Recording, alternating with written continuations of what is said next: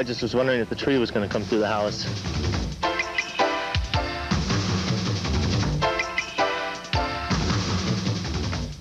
Kind of like camping out, but just the pain in the neck now.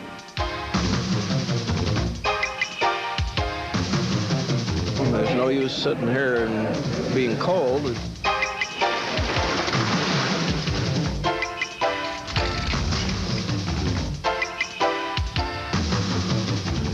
I can't believe it's the area covered.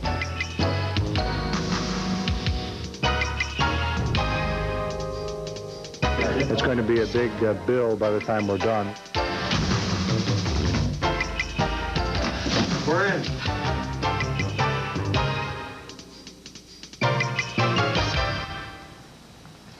Our area has never seen a storm like it, the ice storm of 1991. Good evening and thanks for joining us. For the next hour, we're going to do what many of you called in and asked us to do, show our special coverage of this ice storm.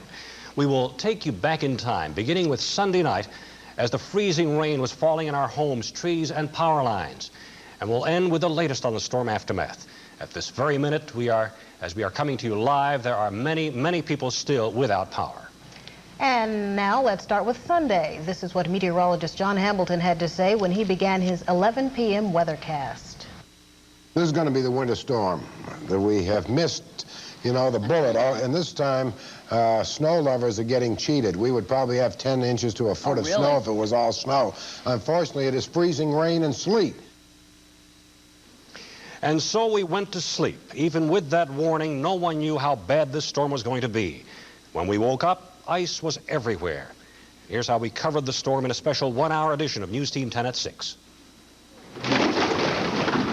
Giant slabs of ice falling down onto Chase Lincoln Square. Trees down. Power out. Ice has covered our community. Dramatic rescues and bad accidents. Team coverage of the ice storm is next on News Team 10. From WHEC-TV, this is Rochester's News Team with Janet Lomax, Gabe Dalmuth, meteorologist John Hamilton with live Rochester Doppler radar, and Rich Funky on sports. This is News Team 10. A state of emergency remains in effect tonight. It's situations like this one that are making our area a very dangerous place. Good evening, Jan. It's off tonight. It's one of the worst storms ever to hit this area. We have extended News Team 10 team coverage to include a live update from RG&E Command Center. Hundreds of thousands are without power. David Biggie on the widespread damage. And Vanessa Tyler reports on the state of emergency and what that means. First, Gabe, here's the latest assessment on the number of homes still without electricity. Rochester Gas and Electric estimates 150,000 customers without power. Niagara Mohawk has an additional 80,000 homes in the dark. 2,500 homes are without power in the Fairport Electric District, and New York State Gas and Electric in the Southern Tier reports an additional 15,000 customers without power. It seems the suburbs around Rochester took the brunt of the damage from the storm. All day, reporter David Biggie and photographer Pat Campbell surveyed the damage. They saw how the storm affected property and people.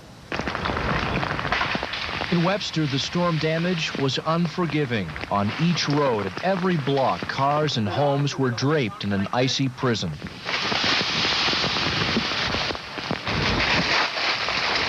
On Creek Street, motorists ignored the warnings and weaved through fallen power lines.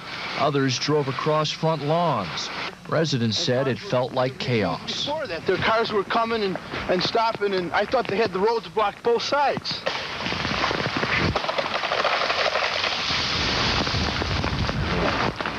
Here's what's going to happen. If this comes this way, boy. Power crews responded where they could, but for every job completed, 2 others popped up. Volunteer fire and ambulance squads had their hands full, too. It's difficult to tell. We got lines down. We got 140 people who want their basement pumped out. Oh, you guys do that? Yeah, so we've got enough to do right now. But we're not pumping any basements right now until the power comes back on, because it doesn't do us any good. On Embry Street, 80-year-old Clifford Cochran was taken to Rochester General after he fell on debris in his front yard. I've never seen anything like this. Back on Creek Street, David Hines worried about his 200-year-old elm. After 2 centuries, this storm brought the mighty tree down. What was going through your mind as you heard the noises and the sounds? Well, I just was wondering if the tree was going to come through the house. You know, the kids were sleeping upstairs, so we just got them downstairs and just hoping that it didn't hit the car or come through the house. Pretty scary time for you. Oh, yeah. It was a sleepless night. There were also problems in basements where many residents woke up to several feet of water. The basement's flooded and, you know, no heat and everything, so still a lot of damage, too, to pick up afterwards. So, yeah, it's just starting, I think.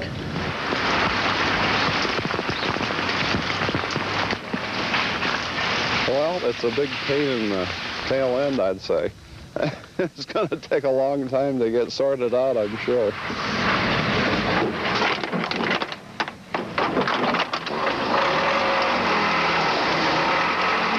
In Irondequoit, more problems. On Walser Road, Larry Milligan awoke to find a tree sharing space with his family.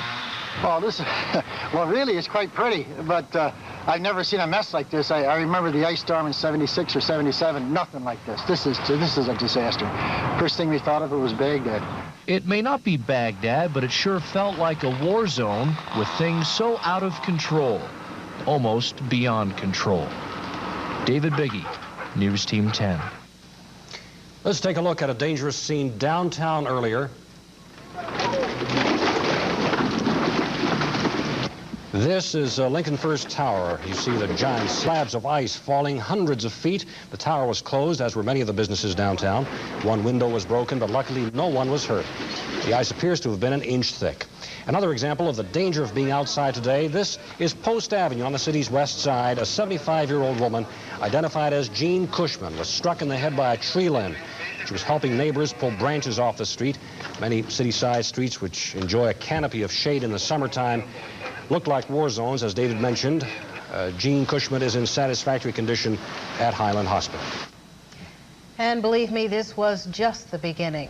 When our special continues, we'll show you what was going on at the 911 center. Do you have wires down in your backyard? ASAP fire tech. What's your callback number, sir?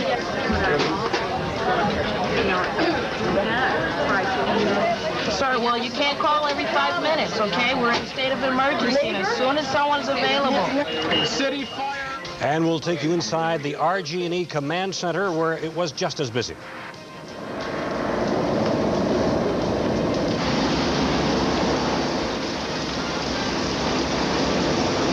And later we'll show you what the storm looked like from the air. The county executive surveying the damage. This is a News Team 10 special, the ice storm.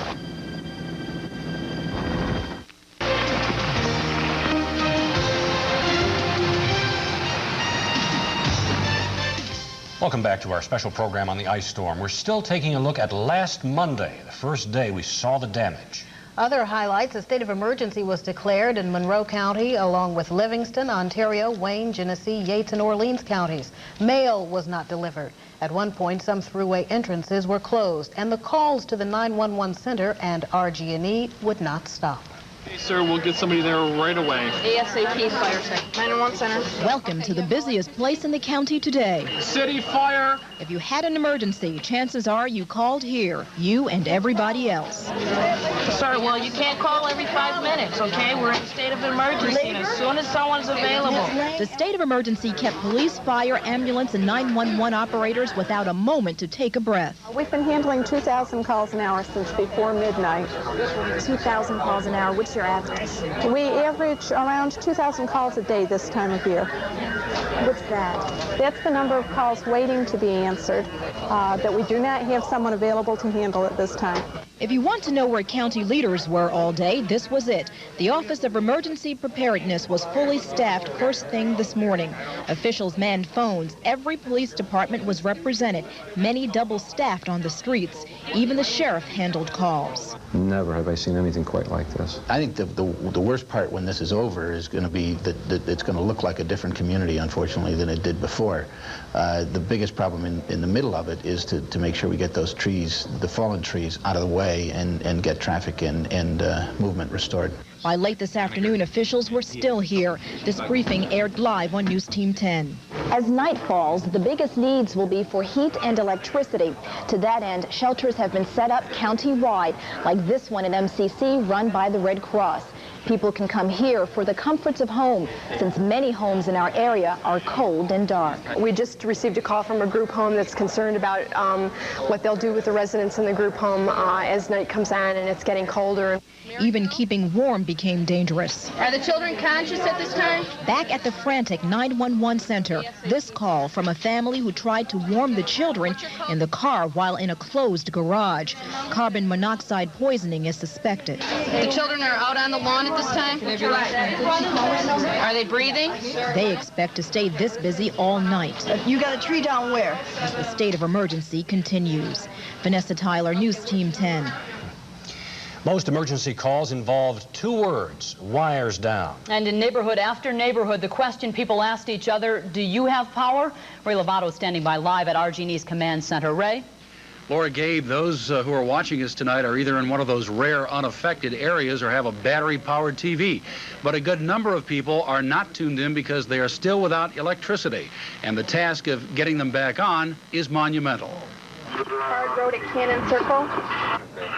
The call started about 11 last night and just kept coming by the hundreds. By morning, the magnitude of the problem was clear. The worst ice storm in anybody's memory. On Ogden Center Road, 7 poles had come down. Here, like in most areas, the storm presents a paradox. The almost eerie, surreal beauty of the ice-encased branches giving way under the weight of the ice, sounding like crackling gunfire. On the other hand, the devastation is very real. Miles of wires were down or drooping under the weight of the ice and tree limbs. Dozens of intersections still did not have working traffic lights. To augment its own line crews, RG&E is bringing in 39 emergency crews from 5 other utilities.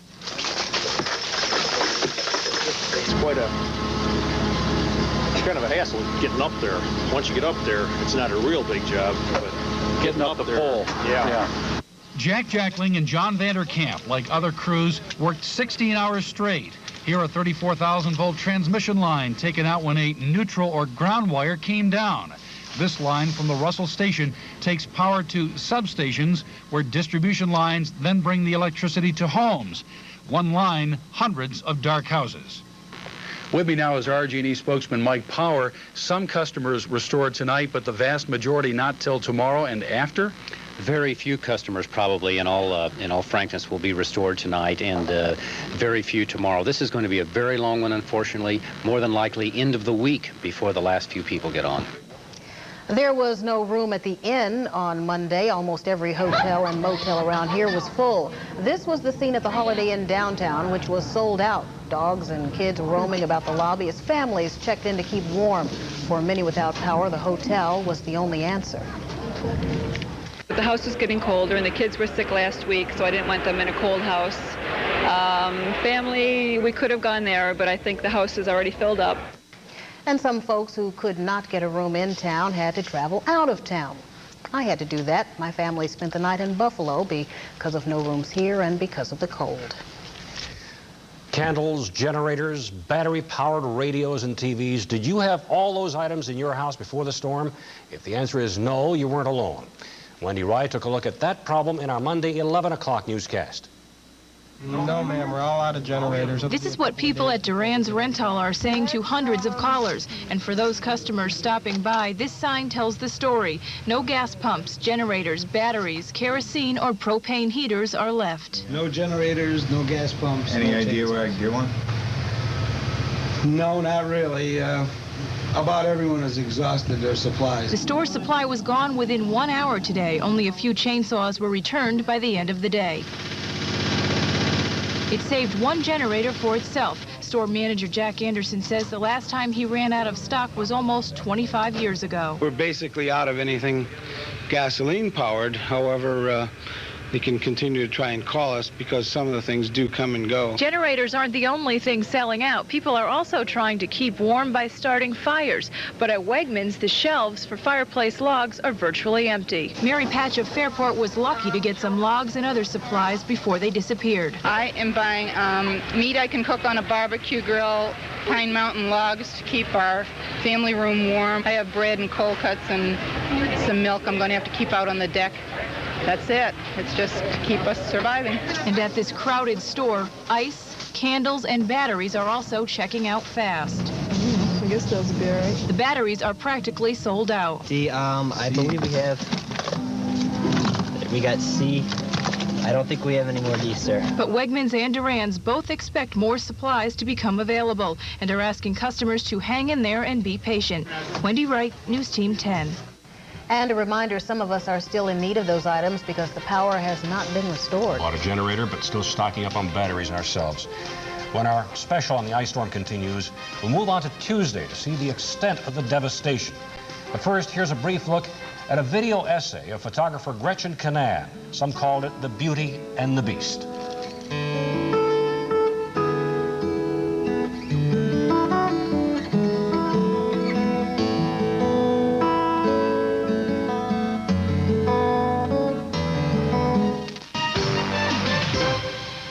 Next, we turn to Tuesday, and life was not much better for many of us. At that point, 118,000 RG&E customers were without power. More than 1,000 people spent the night in shelters, and County Executive Tom Fry took a helicopter tour of the area.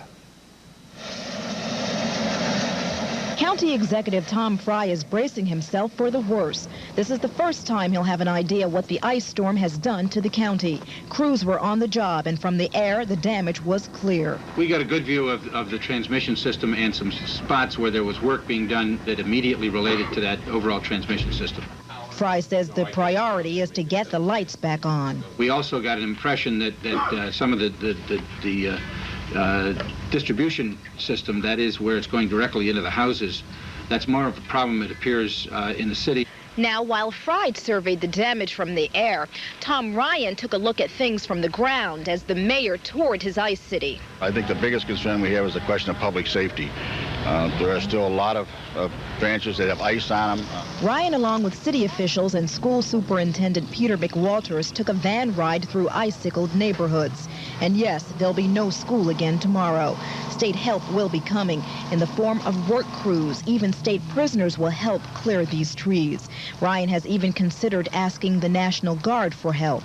It's a question of the more help we get, the quicker we can get the cleanup. But I mean, if you look at the amount of trees and branches and limbs that are out there, I mean, this is not going to be cleaned up in a matter of a couple of weeks. And if you haven't paid already an inconvenience, RG&E has hinted the ice storm could cost us in higher bills because of the expense of getting things back to normal.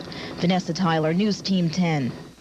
Also on Tuesday, optimism from RG&E. Power had been restored to some of the main power lines. Here's what an RG&E spokesman told us on Tuesday's edition of News Team 10 at 6. That is the good news of the day, that most of that transmission system is now back in. I say most of it. We expect the last bit of it to get in tomorrow. That's not saying that some more lines won't trip out, Gabe, as limbs continue to fall. But yeah, we've made some progress. We picked up some very important parts of the system today. RG&E officials were hoping that power would be back for customers by the end of the week. Power companies were coming in from throughout the Northeast to help our local utilities. Here's Donna Dede with that part of the story. In Ogden today, like most places, if you saw this, it was out of the ordinary. This was more the norm. Utility poles snapped in two, wires drooping. And most of all, no power. And that's where a power cavalry of sorts came to the rescue. RG&E crews now work side by side with crews from out of state. In this case, they're from Pittsfield, Massachusetts. Cut that so there'll be nothing coming from the 115 back this way. Yeah. Well, the biggest thing for us is it's a strange system. We don't know which way it's feeding. Safety is our main concern. Many of these men, like Butch Barber, are no strangers to lending a helping hand to a neighboring utility. He's a veteran of ice storms and hurricanes. The ice and everything is it's beautiful to look at, but you can tell they had a lot of damage up here. I can't believe it's the area it covered. Today, they worked on main lines first, the stragglers later. Given the magnitude of this job, RG&E crews welcome the help. And then you've got that backup, so it's really nice to have when you need it, and we need it. Even though you come from different parts of the country, it seems like everybody has the same mindset. And from the local crews to their new comrades, a big thanks. Real big. When we get done with this, we're going to probably have a party for them. RG&E may be willing to throw these crew members from out of town a big party once all of this is finished, but you never know when they might have to reciprocate in person come the next ice storm in Pittsfield, Massachusetts.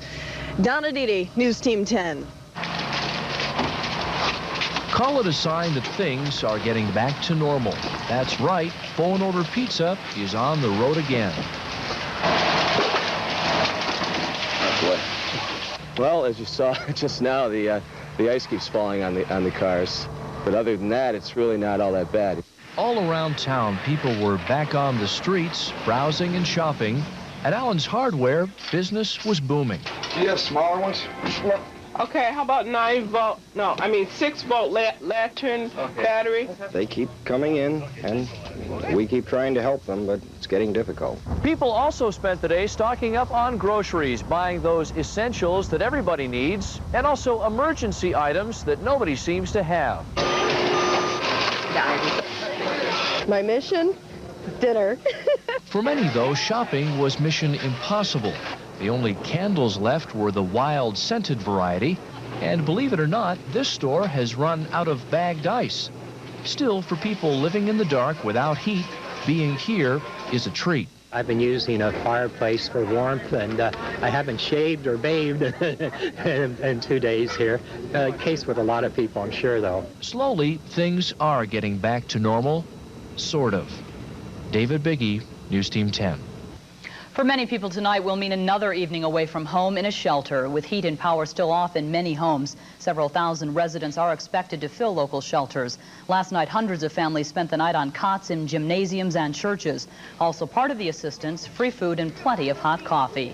And here's a look at the potential danger from falling ice. Large slabs of ice dropping several stories today from Xerox Tower. Workers were evacuated from Xerox Square for precautionary reasons. There were no injuries reported, though. Once the ice began to melt, once the weather started to clear, everyone had a better view of the devastation. We have 2 reports on the extent of tree damage. First, here's Ray Lovato.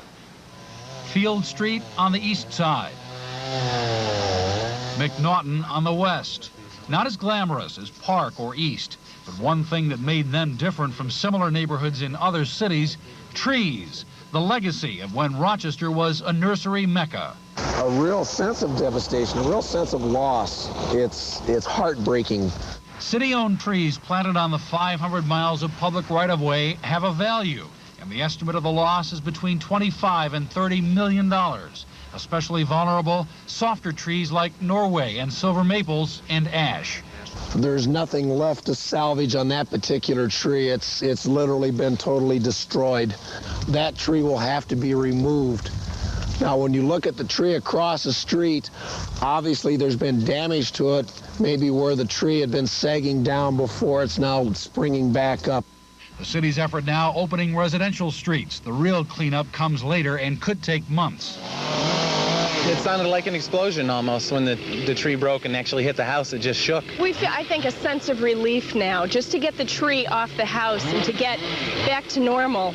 Monroe has brought in 35 out-of-town crews and concentrating on only the most dangerous situations right now. All we're going to do today is remove the tree from the house. Tips for homeowners: use common sense. Just be careful. Don't try to do it yourself. It's just too dangerous.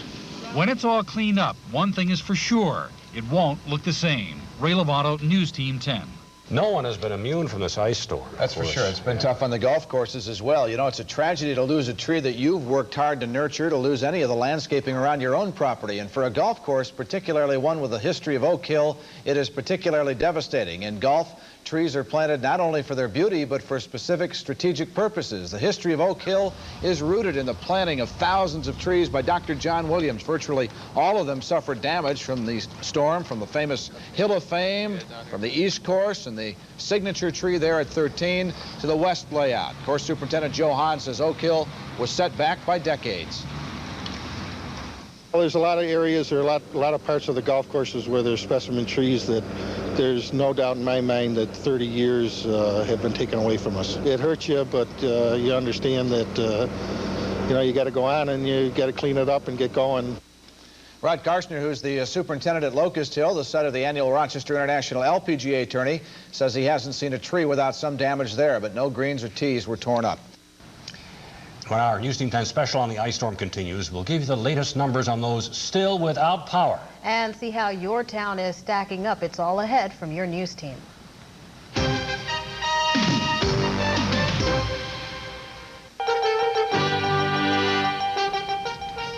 It was Wednesday, and the novelty of it began to wear thin. Mail delivery was resumed, but the telephone company was reporting more outages even as electrical service was being restored. It was a time for people to begin thinking about the cleanup and how to pay for all the damage. We had two reports. The first, Ron Plants. From city streets to suburban neighborhoods, people are doing what they can to clear away debris clogging streets and yards. Some private contractors are working alongside public works crews in the city, and some may profit from problems that may take weeks to handle. There isn't much construction going on now, you know, so it makes work for us. It's some people's misfortune is our good fortune. What happens to all that tree debris that's being hauled away? The city has plans to hopefully chip it and hopefully have that done within the next 90 days. Now, amidst all the devastation and chaos, there are some subtle signs of progress being made today as part of the cleanup process. For example, you're starting to see more piles of debris neatly stacked and just waiting to be carried away. There was also the somewhat softer rasp of hacksaws replacing the loud buzz of chainsaws as people helped each other. There's a lot of people around the neighborhood still, so you see a lot of cooperative spirit, yes. While it was a mess, people are coping with confidence. I mean, we could have had this whole section of the house caved in, so we were thankful for that. So this is worse my problems, and I guess I did all right. And with that kind of spirit and this kind of cooperation, every little bit of help will eventually get the job done. Ron Plants, News Team 10. The damage is obvious, but homeowners like these in Brighton are finding themselves in a pickle. The limb of the tree went right through the house, right through the roof. And in Penfield, where claims adjuster Charlie Cansko told the Bartletts their insurance only covers their house and removing what fell on it. Getting rid of the rest of the big trees in their yard is their responsibility. Trees in the yard are not a covered item. They're only covered by a named peril. Ice not being one of those perils. Nationwide brought in over a dozen out-of-town claims adjusters to attack 2,500 claims. Flooded basements and their contents also not covered unless there was a sump pump that failed. I've got no place to go or nothing. I don't know what I'm going to do. Stan Ingham isn't worried about a flooded basement. His small home near Genesee Valley Park has over a foot of water in the living room. The insurance company first told me, he says, well, what you could do is go to a motel and just, you know, pay for it, and then we'll reimburse you. But I can't afford it. His insurance, though, does not cover flooding. The Ciadellas of Greece had no comprehensive coverage on their vehicles and have gotten conflicting answers from their own and their neighbors' insurance companies about their neighbor's big tree. One agent said it was an act of God and therefore not covered. I'm very, very disillusioned by insurance companies. So grab a saw and roll up your sleeves. It may be the only thing you can count on. Ray Lovato, News Team 10. Well, this crisis is putting a lot of stress on many of us. Where to spend the night? How can I stay warm? How do I dry that flooded basement? The ice storm caused a lot of tension. Carl and Judy Pilateri have made dozens of trips down these steps since Monday night. They've kept a vigil around their sump pump. It hasn't overflowed because they bail it out constantly. At first, they used a bucket. Today, Carl rigged up a boat pump with pool hoses to make the job easier. I haven't slept for more than 2 hours in a row since Saturday night, actually. So I set the alarm for initially for about every hour, and I used to get up every hour to the alarm, come down, bail, put wood on the fire, and do that routine for the last 3 days. This rain is complicating the water situation, and it will mean another night of pumping between candlelight card games and just trying to stay warm and dry. I'm tired. I'm very tired, and I was at work today. I work for the town of Webster, and I was cold all day. I was there for 6 hours, and I just couldn't get warmed up. With all the physical work involved, including trimming trees, doctors say this is not a healthy situation for some people. One of the things that we're very concerned about is obviously people exerting themselves in cold weather and stressing their cardiovascular system and heart attacks associated with some of the problems in an ice storm.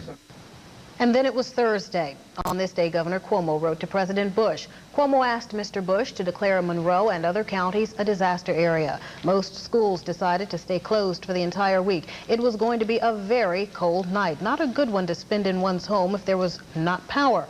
And folks were just getting plain fed up. Campbell Street off Lyle. Do you have power? Oh, lucky for you. Okay. You're still without power, huh? Yes, we are. What do you think about all this?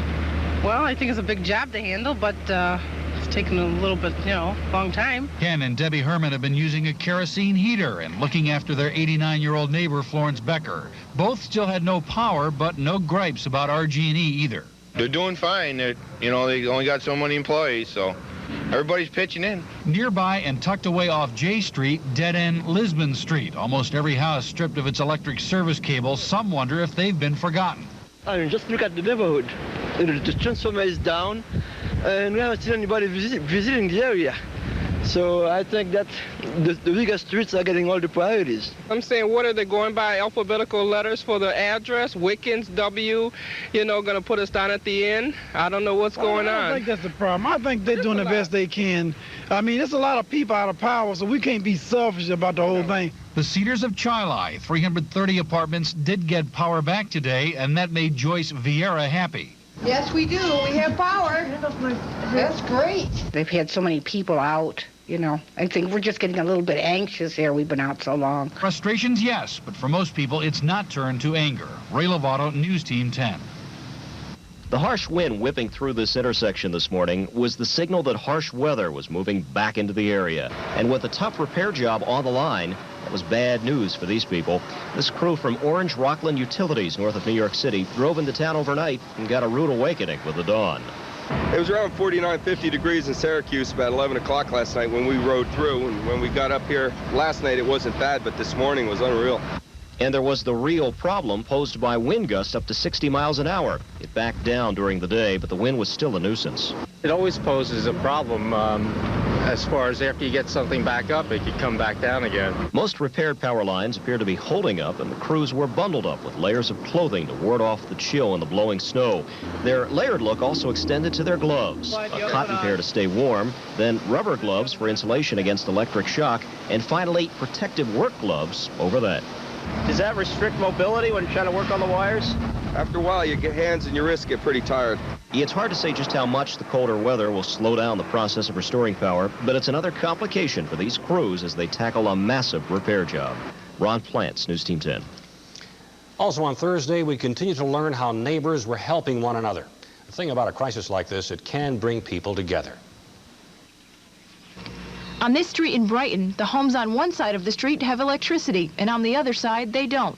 But some of that electricity is traveling to the dark side of the road through extension cords. At least 5 of them cross the street. The Elkin home now has heat. The extension cord goes from their neighbor's house to their own furnace. Jonathan Elkin says the family wouldn't have made it through another night in the cold. Our house was a complete freezing icicle, and then we just hooked up into their system. We hooked it up to our furnace, and now we have heat again. It's great. Across the street, the Batats say it's the least they could do. There was no question that we were going to do it. We were going to help them. We do tend to be in our little boxes, in our cars, in our homes. And every now and then something like this happens and shows you how much we need each other. These neighbors are doing exactly what County Executive Tom Fry is asking them to. We wanted to concentrate on continuing to encourage people to make their visits to their neighbors, to be a good neighbor, to get out there and see what we can do to help. Neighbors helping neighbors this way isn't just happening in homes, because here in Penfield, this extension cord from one business is helping to keep another business cooking. Pontillo's Pizzeria still has no electricity, but is operating its business with the help of these lights and its neighboring business, Casella's Tailor Shop. Oh, he was super, that guy. He welcomed us with open arms. He said, plug in as long as you want, don't worry about a thing. And I can't say enough about how nice he was. Coming up, the governor visits the aftermath of the ice storm. But first, here are some pictures from another ice storm in Rochester's past, the ice storm of 1959.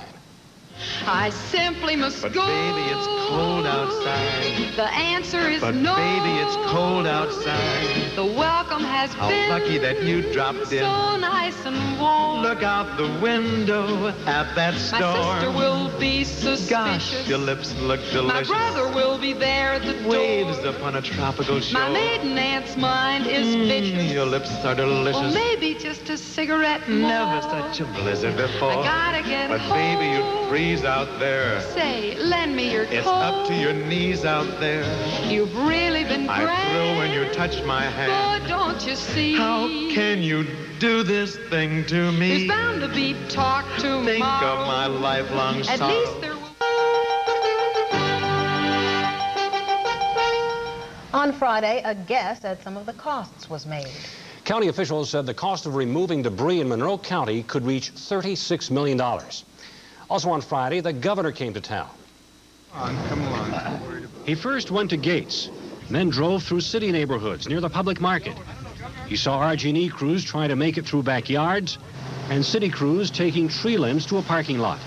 The governor says he'll find a way to help out. And in $50 billion, if you don't have the common sense to find a way to help people who are in really desperate trouble, you don't ask whether you can afford that, you just do it and worry about it later. He praised the coordination among local agencies and the willingness of local residents to help one another. And that's the strength that remains after the calamity. Again, it's too bad we can't capture that spirit more often. He then went to the shelter at MCC, chatted with people, even posed with a young boy giving a thumbs up. You did a thumbs up with the governor? That's a keepsake, Jeff. That's something you can always think about and be proud of, that you were with the governor. But many were wondering why the governor had waited until the end of the week to visit our area. It's a question News Team 10 asked the governor during a live press conference. Well, I came when it would be most valuable. I announced today the letter to the president. I couldn't have done that on the first day. I couldn't have assessed the damage as well on the first day as I can now. You wouldn't have seen all that you could see. Now, I've been through this now at least once a year for all the time I've been governor, all over the state, whether it's Long Island, the Albany area, the North Country, Buffalo. So we know a little bit about how to do it. Apart from the governor's visit, folks on Friday were facing a weekend without phones. As Wendy Wright reported, it was a problem that got worse as the week went on. Andrea Hitchcock of Charlotte hasn't heard a dial tone on her telephone all week long, and with a toddler in the house, that worries her. It's been kind of nerve-wracking. I've had to go next door every time I need to use the phone, and my daughter's had to get stitches out of her head from an accident that she had, and I've had to keep trying to call the doctors by running over there, and it's been kind of a pain. But crews are out in full force trying to help people like Andrea. In most cases, Rochester Tel must visit each home to restring wires to get the phones working, and that takes time. But they say once they arrive in one neighborhood, they'll stay there until every last phone works. Right now, there are 435 people climbing these ladders and stringing these cables to help get the telephone lines in working order. Now, that triples the staff for Rochester Telephone, so it's called in extra crews from downstate and from out of state to help get the job done. Some crews came all the way from Ohio and Michigan to help out. Rochester Telephone says the extra help will make a big difference. Hopefully that's going to allow us to move at least double the pace we would normally be able to work with our regular staff.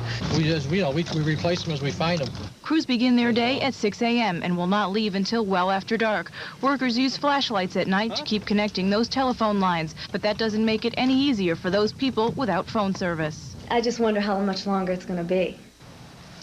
And as of 5 p.m. this evening, there are still over 15,000 Rochester Tel customers without phone service. Still ahead, a look back at this past weekend when our News Team 10 special, The Ice Storm, continues. I'm asking RG&E to continue to expand their efforts. More crews effectively managed can make a difference and I'm recommending that RG&E do everything possible to add more crews.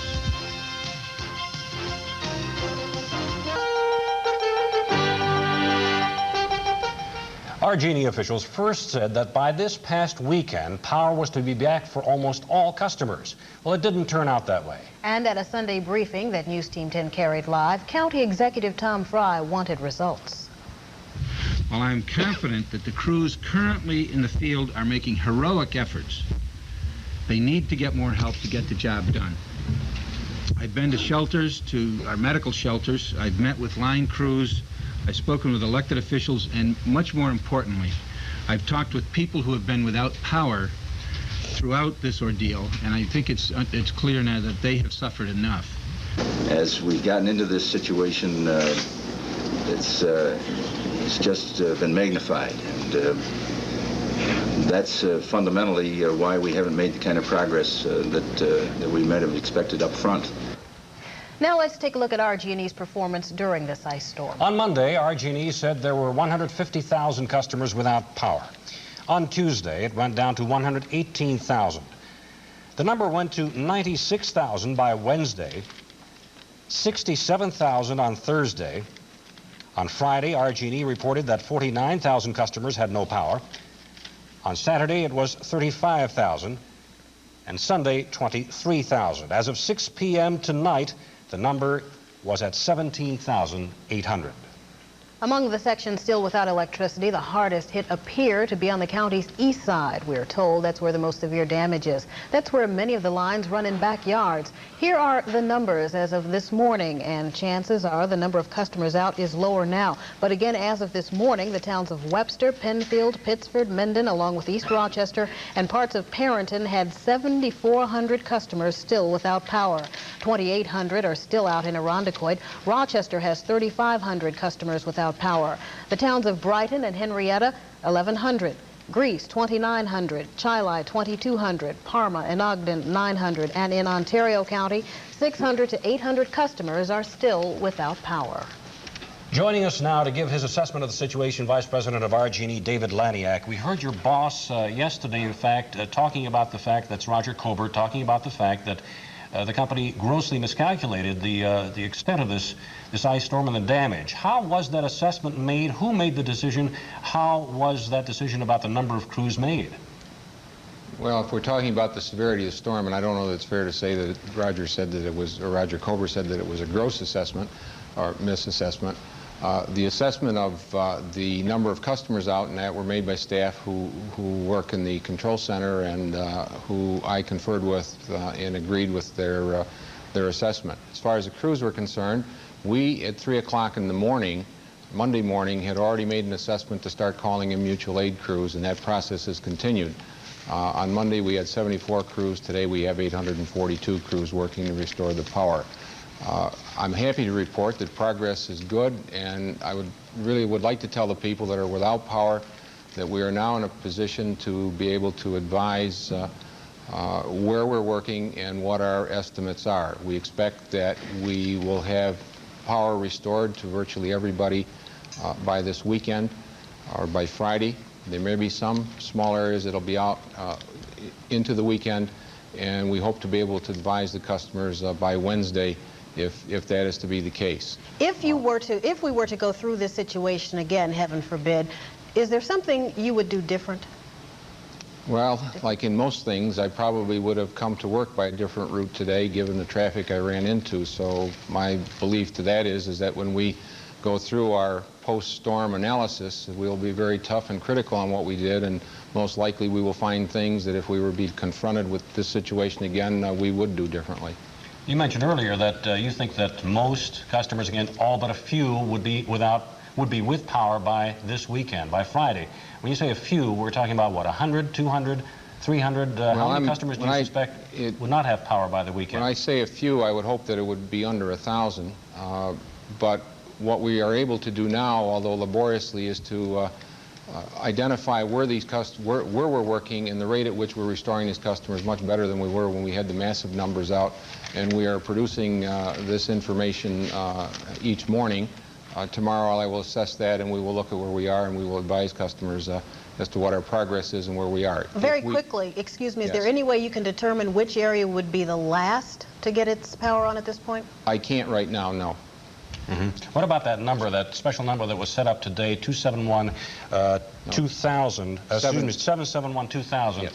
Phones are still busy. Is this new line, 771-2000, is it helping at all? It's helping, but there is a backlog of calls, and while we're able to process more calls, we still are experiencing considerable delays. Thank you George very much. Laniak, thank you very much for joining us. News Team 10 Special Ice Storm edition continues after this.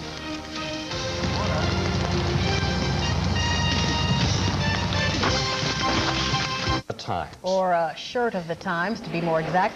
Guess what's on sale at Marketplace Mall? T-shirts bearing the phrase, "I survived the Rochester ice storm." They're being swapped up by those looking for a souvenir of the situation. Sweatshirts are also available. Of course, News Team 10 will continue to cover the storm and its aftermath for you. We were there at the beginning of this crisis with an hour-long edition of News Team 10 at 6. And we will continue to be there and let you know when everyone gets their power back. Hope it's soon. We certainly do. Join us for the very latest on this story, along with all the day's news on News Team 10 at 11.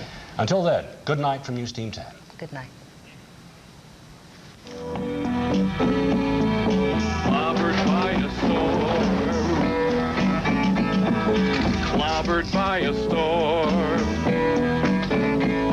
This room ain't getting warm. Clobbered by a storm. If your backyard has a tree, better call our G&E.